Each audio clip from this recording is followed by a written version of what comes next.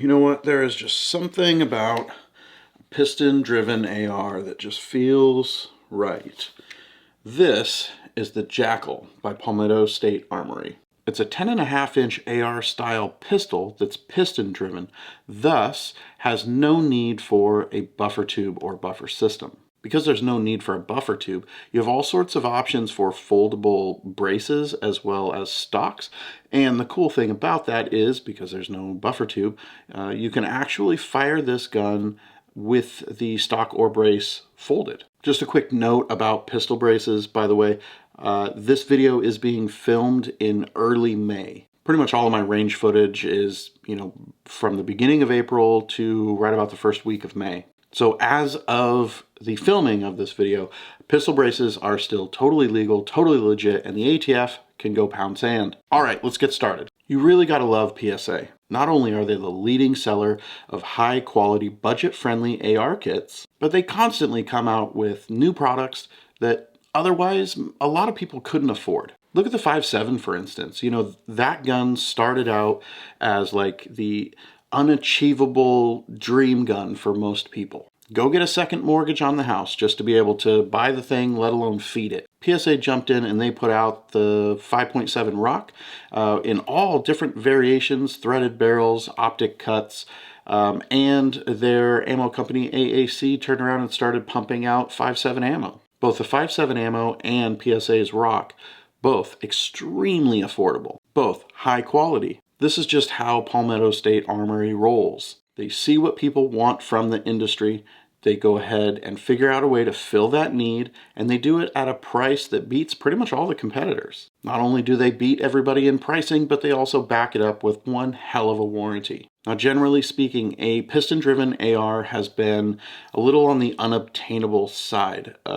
They generally have ranged somewhere between 2 to 3 times the price of a standard AR. That was the case right up until the point that PSA released the Jakl. I went ahead and put this one together out of one of their kits that they sell. I already had a handful of stripped lowers in my gun safe, so I figured, why am I gonna order a full gun when I can just order the upper and the adapter kit and just build my own? Just as a quick disclaimer, yes, PSA did send me the kit for this at no charge so that I could go ahead and test it out and do a review. Look, I would have bought one either way, but it's really cool that they did send me one out and kind of help me out to do this video. Saved me a few bucks. So big thanks to PSA on that one. You know me though, I'm still gonna be brutally honest. Like I said, this is the 10.5-inch version, which is great. It's a pistol, it's nice and short.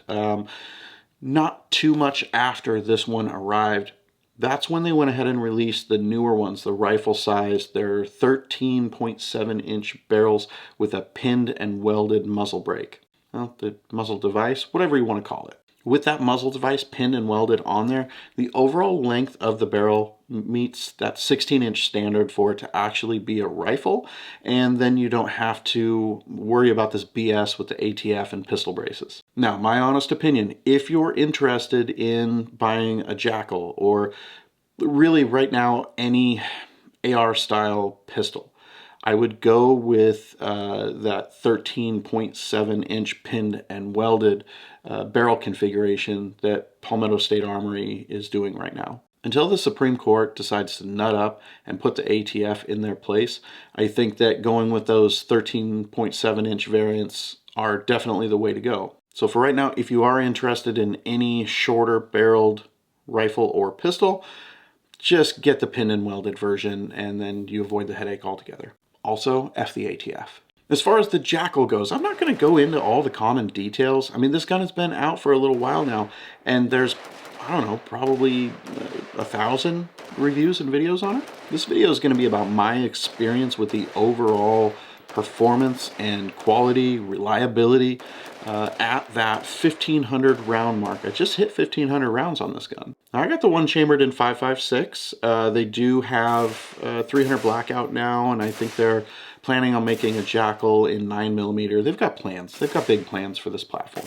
Now, the reason I didn't get 300 blackout is because, as we all know, 300 blackout, the primary purpose of that is sound suppression. And a lot of you know that I live in Washington, and we're we're really fighting some seriously unjust gun laws right now. My state just turned around and banned basically everything that a law-abiding gun owner could possibly want to buy.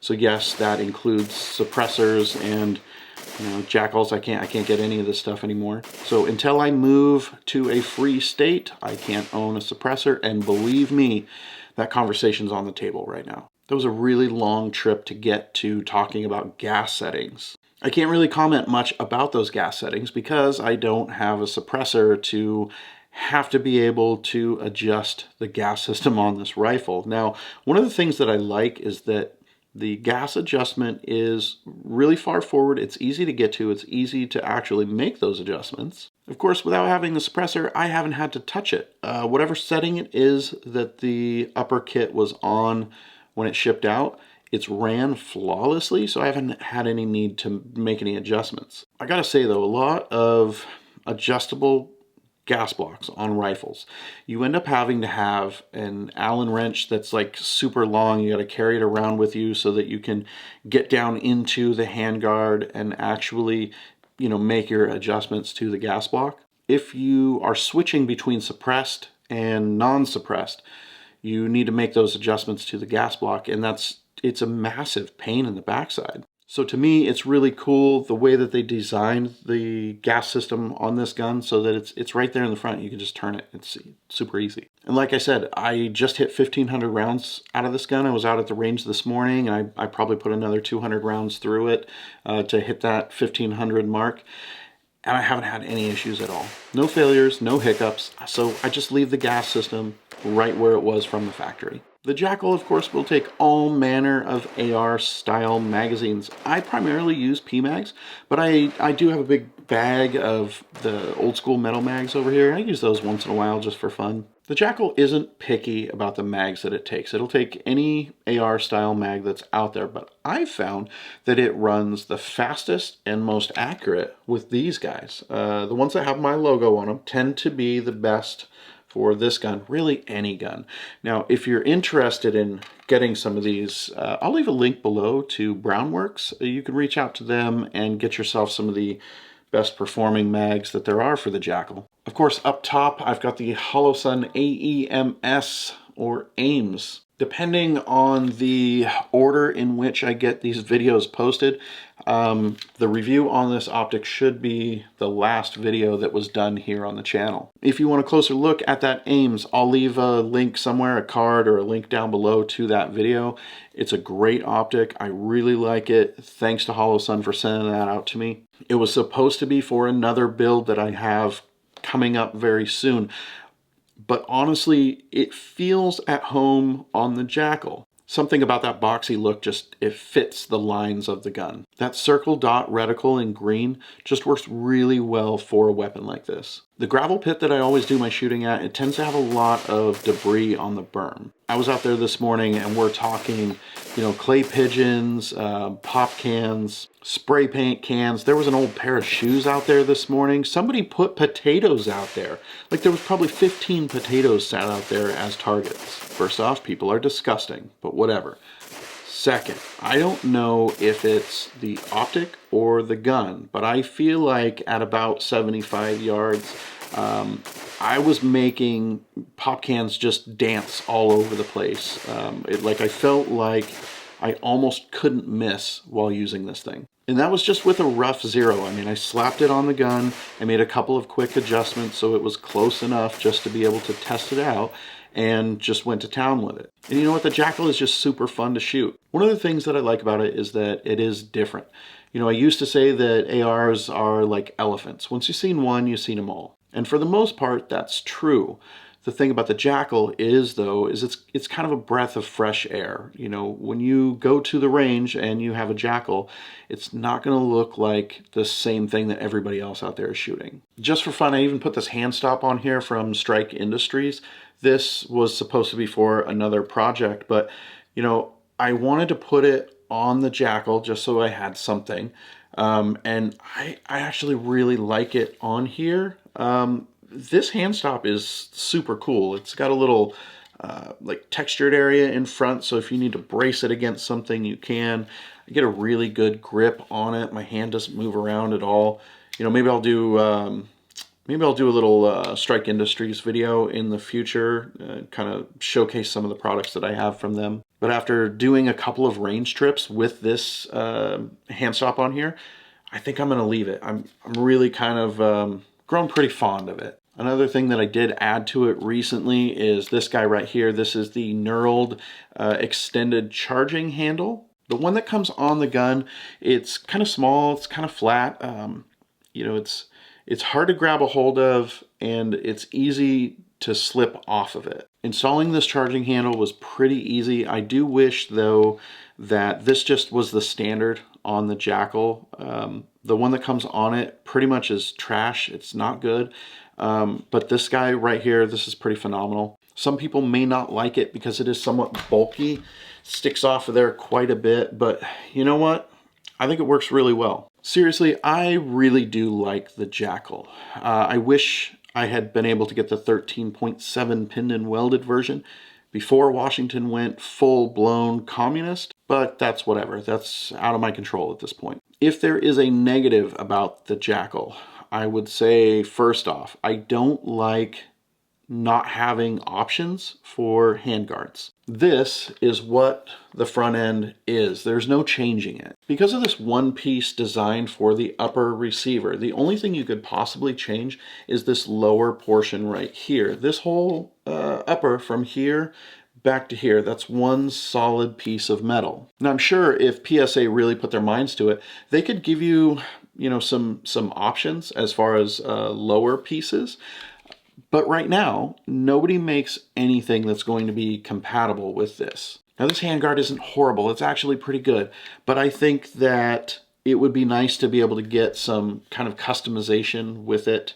I'm the kind of guy where I like to pretty much customize everything that's in my gun safe. So it would be really cool, PSA, if you guys started designing and putting out some handguard upgrades. My second complaint, and it's not so much a complaint as it is just a general observation, the Jakl is very off balance and pretty heavy for what it is. This one-piece upper design and the piston-driven gas system, it is a big difference in weight and weight distribution versus your standard AR. And you know, we're not talking about, you know, having a lot of extra weight when it comes to the accessories that you put on it. You know, this is pretty basic. I really haven't put much of anything on here. This hand stop, it weighs nothing. When you start adding accessories to a rifle, you can kind of move them around to distribute the weight to your liking. With this though, there's a lot of weight up here in the front end. So not only is it a heavier gun than your AR that you're used to, but it's got a lot of that weight up here. Now, once you start adding things like, you know, a light and who knows, a laser, you know, different sights, different, you know, odds and ends that you want to put on there, I don't even know how that's going to work out. My first day taking this to the range, I think I put about 500 rounds through it. And towards the end, my hand was really, like, my arm was starting to get tired from holding the weight out front. I wasn't expecting that really. So if you're looking at these guns, just know that there is quite a bit of weight right here in the front side, and be aware of it. It may be a little bit of a shocker when you order it and you get it in and you're just like, oh my God, this thing is so front heavy. So let's make like this is prom night and let's wrap this thing up. Like I said, PSA sent me the upper and I used a lower that I already had in the gun safe. That being said, after 1,500 rounds, if I had to do it all over again and use my credit card for the whole thing, yeah, I'd definitely do it. Sure, if I were doing it all over again, I would not get the 10.5-inch version. I would get that 13.7 pin and welded. And if you're looking at them, that would be my recommendation. Don't get the pistol version, get the rifle version. In the long run, it's going to save you a lot of headache. The Jakl has been nothing but reliable. I haven't seen any of the cycling issues that a lot of people have commented about with this gun. If you dial in your gas and you leave it in that sweet spot, you're going to have a reliable weapon. Not only reliable, but it's going to be accurate. Part of your accuracy is going to rely on what sighting system you choose. So whatever you put on your Jakl, make sure that it's something reputable and not some, cheap Amazon optic. So at this point, that's my experience with the Jakl. Totally happy with it. I really enjoy shooting it. If this is a gun that you are on the fence about, I'm going to say just go ahead and buy one. I honestly couldn't be happier to have added this gun to my collection. So that is it today, guys. Thank you for watching. I'll see you back here real soon.